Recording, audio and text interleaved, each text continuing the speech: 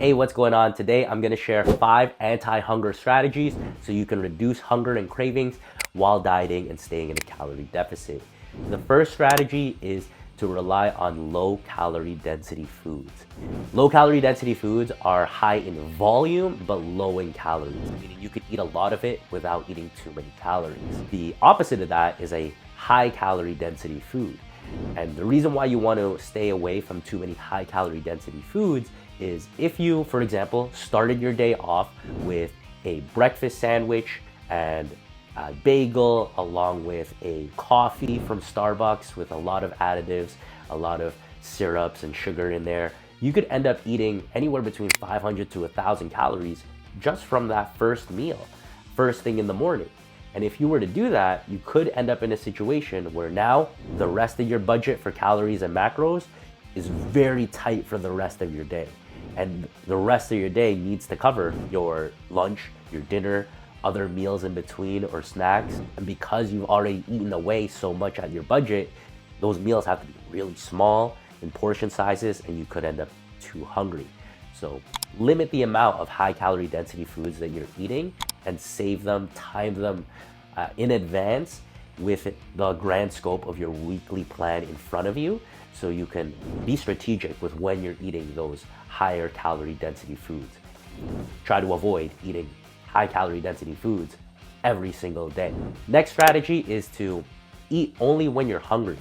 So many people will wake up first thing in the morning and don't feel too hungry, but they still eat breakfast because they believe that it's a necessary meal to lose fat and accomplish their health and fitness goals. Truth is, you don't need to eat breakfast to lose fat and build muscle. If you're hitting your calorie and macro targets the whole day, then you're going to end up changing your body composition, regardless if you had breakfast at 6 a.m. or if you had that first meal of the day at 12 noon. If you're somebody who doesn't get very hungry first thing in the morning, if you're having breakfast first thing in the morning, you're eating away at your calorie and macros available for you for that day. And then when you do get naturally hungry, if that happens to be in the evening time, when you are the hungriest, you might have very few calories and macros to work with to support a larger, more satisfying meal. So instead, what you can do is don't have breakfast. Save your first meal of the day for when you typically get hungry. So you might find yourself fine with a glass of water or just coffee first thing in the morning, maybe a protein shake. A protein shake is, you could consider it a meal, but it's a very light meal. And then work, you'll find yourself when you're busy, not paying attention to hunger signs. And because of that, when it does come to 12 noon, you might not even realize that you were hungry, but because now it's so late in the day, you're starting to get hungry and you have your first big meal when your body wants it. And then you still have more calories to work with for later in the evening for your dinner or other meals that you have in between or snacks. Third option, next strategy, is to avoid liquid calories. So earlier I mentioned a high calorie drink from Starbucks. We want to stay away from those because don't feel too satisfied when you're drinking calories versus eating low calorie density foods. So liquid calories are a great example of a very high calorie density source. So if we limit the amount of high calorie liquid calories that we are consuming, we have more room in our calorie and macro budget for real food that's going to take up more volume in your stomach to keep you feeling satisfied. So avoid liquid calories. Number 4 is to avoid addictive foods.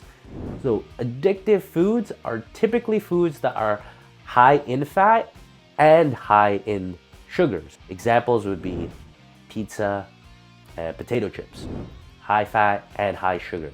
These are incredibly addicting for the human body, which is why when you eat a potato chip, you don't just stop at one potato chip and often one potato chip bag. If you get started, you might end up eating multiple bags. Same with pizza. You don't just stop at one slice of pizza, or at least I definitely don't stop at one slice of pizza. If I have one slice of pizza, I'm eating a whole pizza. So those types of food we want to stay away from. We want to limit highly addicting foods and lean towards more bland options, which I'll get into in the 5th strategy, which is to eat a high hunger meal. So a high hunger meal is a meal that you eat when you're feeling noticeably hungry. And what you would include in this meal is one, a bland protein source. And the reason why I'm saying bland is because when you eat more bland food, you're not gonna get addicted and feel like you wanna eat more of it. So the reason why I am saying a bland protein source is because a bland protein source isn't something where you're going to get addicted and you feel like you gotta eat more of it. You're gonna eat your chicken breast and feel fine after. You're not gonna wanna eat more chicken breast after eating one chicken breast. Okay, so a bland protein source. And that protein source should also be a lean protein source, which means it's high in protein, low in calories, low in fat. And this will allow you to consume fewer calories from this protein source, but still hit a high protein amount. And this high hunger meal needs to contain a high amount of protein because protein will keep you feeling satisfied. So 30 to 40 grams of protein is what you want to aim for within this high hunger meal. The next thing that this meal needs to include are complex carbohydrates like brown rice. Complex carbs digest slowly, so you don't end up with a blood sugar spike from eating this type of carbohydrate. If you eat simple carbohydrates and refined sugar sources, you can end up spiking your blood sugar, experiencing a drop in blood sugar, and that crash makes you feel hungry shortly after eating. So we can avoid that situation by eating complex carbs within this meal instead. The next thing you want to include with a high hunger meal is fiber. So eating a lot of green vegetables in this meal is key. Fiber keeps you feeling satisfied. More fiber in this meal, the more satisfying it's going to be. So a lot of green vegetables within this high hunger meal. Next element is no sauces in this meal. We're avoiding liquid calories, so no sauces here. And we want to make this meal the opposite of addicting. We don't want this to be an overly delicious meal where we want to eat more and more when we're done. So no sauces, and we're gonna sacrifice flavor for satiety here. No sauces, just season with salt and pepper. The next thing you want to do with this high hunger meal is have a cup of water, drink that before you eat, and while you're eating, drink coffee while you're eating.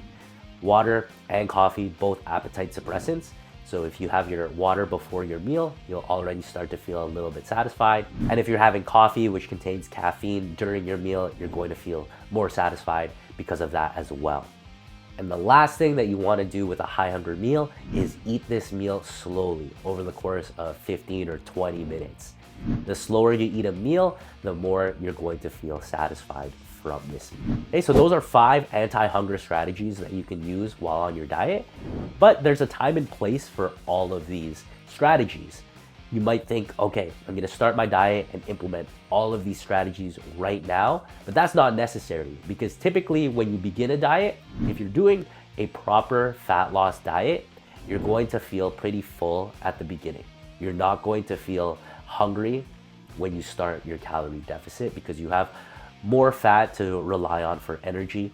And the reason why is if you follow a proper fat loss diet, which includes a calorie deficit, set targets for your macros that allow you to lose fat and build muscle, then you lose weight, make adjustments to your calorie and macro targets so that you continue losing weight. Now, there's a time and a place for all of these strategies. You might be thinking, okay, I'm gonna start my diet and I'm gonna implement all of these strategies right away. But that's not the case.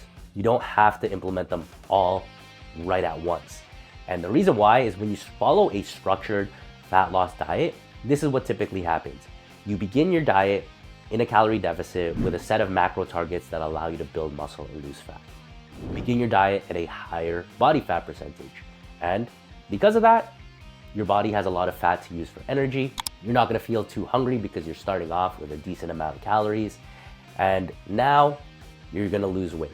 You're gonna lose weight, and then at some point in your diet, things are gonna slow down. You're gonna make adjustments to your calorie and macro targets, continue to lose weight, and then when you're closer to the end of your diet, when you're getting really lean, that's when you need to make adjustments again. But this is the part of the diet right at the end where you start to really feel hungry. So that's when you can start implementing these strategies. At the beginning, you can get away with eating more highly addictive food, enjoying good meals, enjoying meals with more flavor, enjoying high calorie density foods more often. But at the end, that's when you want to start introducing the low calorie density meals, making sure you're only eating when you're hungry, completely eliminating liquid calories from your diet, limiting your consumption of highly addictive foods like potato chips and pizza, just keeping them away from your house, keep them out of your house to limit the amount of temptation that you face, and introducing the high hunger meals. And the reason why it's good to limit the high hunger meals early on is because if you start your diet with high hunger meals with overly bland food right away, there's only so much time where you can eat those types of meals before getting sick and tired of them. So that's why it's closer to the end of your cut when you can start introducing the more bland, flavorless meals. Keep the tasty meals for the majority of your diet so that way you can stick to your diet with consistency, feel good, eating good food along the way, and then just keep this strategy in your back pocket.